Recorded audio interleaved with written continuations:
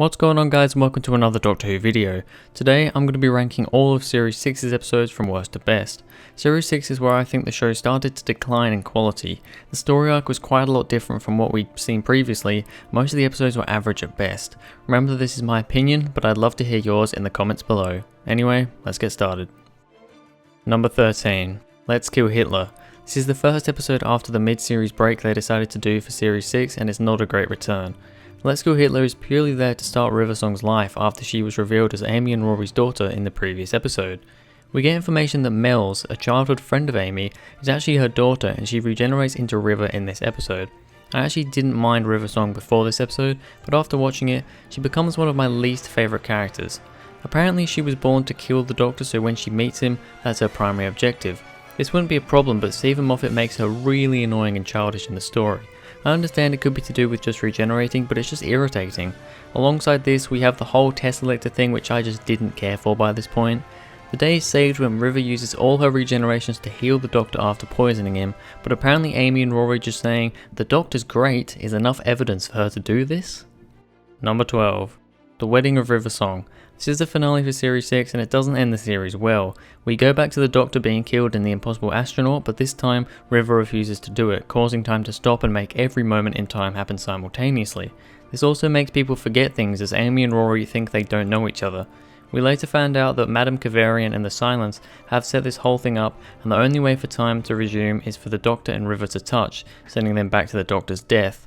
For some stupid reason, even though River wasn't allowing the Doctor to touch her at all, they have to get married and kiss for time to carry on?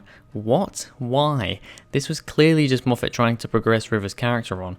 After time is resumed, we presume the Doctor's dead, but get this, he was actually inside the Tesselector that was disguised as him. How this worked I have no idea, but to be honest I don't care anymore.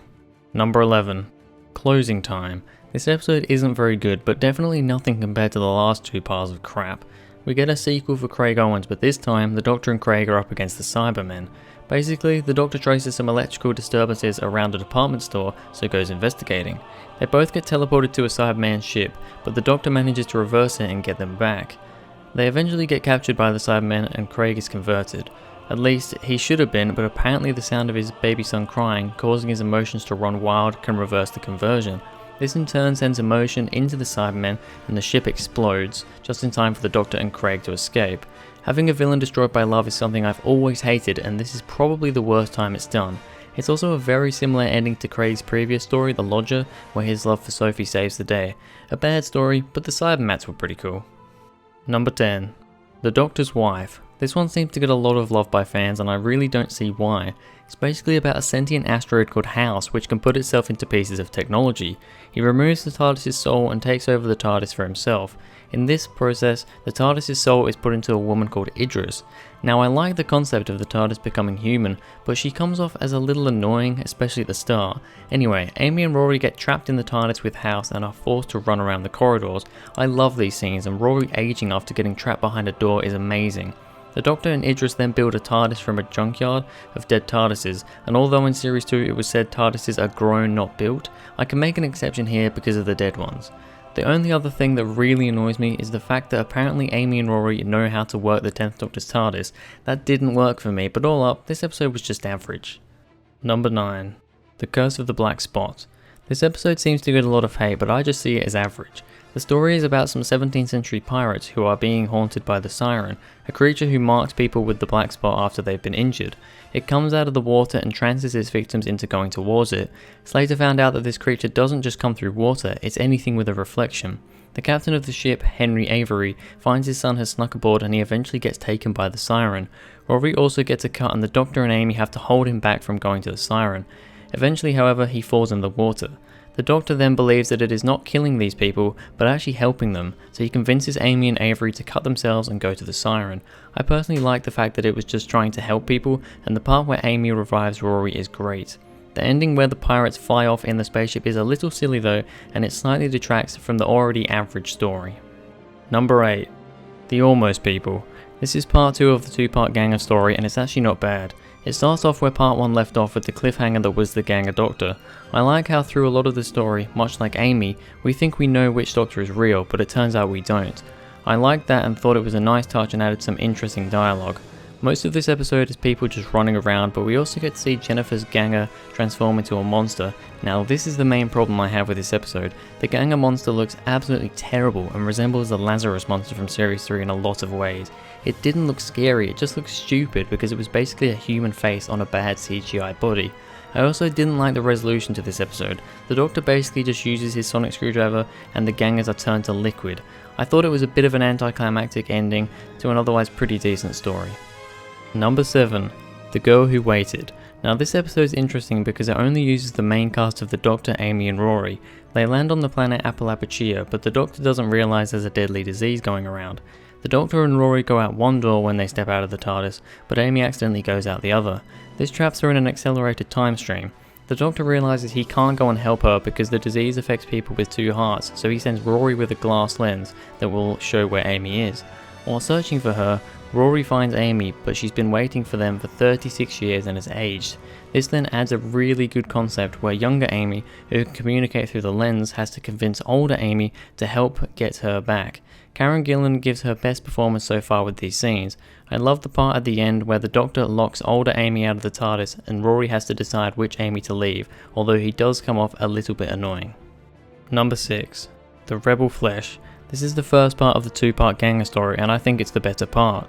We find out that the Gangers should be deactivated once their human counterparts wake up, however this time they've stayed awake. The fact that one of the crew could be a Ganger but you couldn't tell makes it very intense, however eventually the Gangers amongst themselves are revealed. I like the relationship between Rory and Jennifer a lot in this episode. It let Rory get away from Amy for a bit and it was a nice change. It was also nice to see Amy getting jealous of Jennifer and slightly annoyed at Rory. The cliffhanger at the end of the Doctor's Ganger was also a pretty good one, however I did find him to be a little strange in the next part when he started using other incarnations of the Doctor's voice for some reason. Anyway, the first part was pretty good and in my opinion is just better than the second part because we didn't get a silly looking monster. Number 5. Night Terrors. This is another one of those episodes that doesn't get much love. The Doctor gets a distress call on his psychic paper from an 8-year-old boy. He goes to investigate but gets split up from Amy and Rory in the process. At this time, Amy and Rory go down an elevator but find themselves in an 18th century doll's house. I still don't really understand how this works, but oh well. The Doctor eventually finds the child and figures out that he's actually an alien that locks its fears into his wardrobe. He then starts panicking and the Doctor and his child's dad, Alex, get sucked into the wardrobe, which turned out to be the doll's house. In this house there are creepy dolls that turn you into one of them with a single touch, and Amy gets turned. These dolls are very creepy, but I felt like they were slightly ruined when Alex just ran straight through them to get his alien son. Anyway, I don't think this episode is as bad as people say, but it's definitely not perfect. Number 4. The God Complex. This is once again an episode that gets some hate, but I don't mind it. The Doctor, Amy and Rory land in what looks to be a 1980s hotel, but turns out to be a never-ending maze of rooms that each contains a person's greatest fears. When the person finds a room with their own fears inside, they become brainwashed and allow themselves to be killed by the Beast. Now I like this as a concept, however it's very similar to what we saw in The Curse of the Black Spot earlier in the series. The people the TARDIS crew meet start getting picked off one by one until the Doctor realises the hotel is actually just a simulation. This is another cliche of science fiction these days. While the Beast is coming after Amy, the Doctor takes her back to her room where Amelia is, and he tells her that he is not a hero, breaking her blind trust of him. This causes the creature to die and we find out that death is all it wanted. The episode is similar to others, but I found it rather enjoyable. Number 3. The Impossible Astronaut. This is the first episode of the series and sets up the Doctor's death arc. Having the series start with the Doctor's death was crazy, but as soon as he appeared in the diner, I knew this was going to get complicated.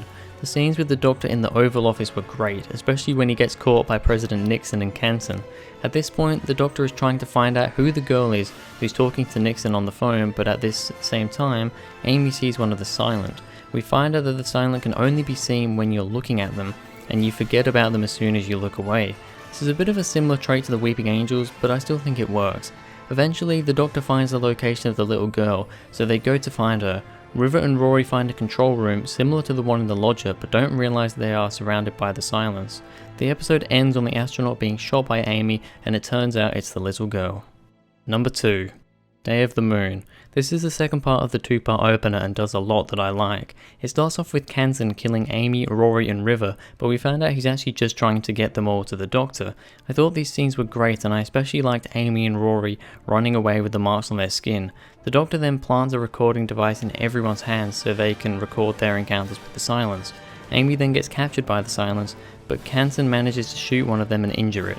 He records it with Amy's mobile phone and it says, "You should kill us all on sight." The doctor uses Amy's recording chip to find her and he timed it so that he would be there exactly when the moon landing was happening. He inserts the footage of the Silence into the Apollo command module he was messing around with earlier and broadcasts the footage around the world. I absolutely love the moment when everyone turns around and sees the Silence and thought it was a great end to this story, however lots of questions were still unanswered. Number 1. A Good Man Goes to War. This picks up from the cliffhanger at the end of The Almost People, where it's revealed that Amy has been a ganger for quite a while. We find out that she's now at Demon's Run and is having a baby. This explains the reason we've been seeing the Eye Patch Lady now and again throughout the series so far. The Doctor gets a bunch of his allies together and they secure the base. It's then discovered that Melody Pond, Amy and Rory's daughter, has Time Lord DNA. When Rory gets Melody off Madame Kavarian, everyone begins to celebrate, but then it's revealed that it was all a trap. The Headless Monks kill a lot of the Doctor's allies and then Melody is revealed to be a flesh ganger and she disintegrates in Amy's arms while the Madame Kavarian flees with the real Melody. This was such a shocking moment and the tension building up to it was done perfectly. There's then the reveal that River is actually Melody, and although I still find it a bit strange, it was well done. Well, there we have it. That was my ranking for the series 6 episodes. This wasn't a very good series, but sadly, it only gets worse. I'd love to know how you would rank the episodes in this series, so please tell me in the comments below. Thanks for watching. If you enjoyed, please go ahead, like and subscribe, and I'll see you guys in the next video.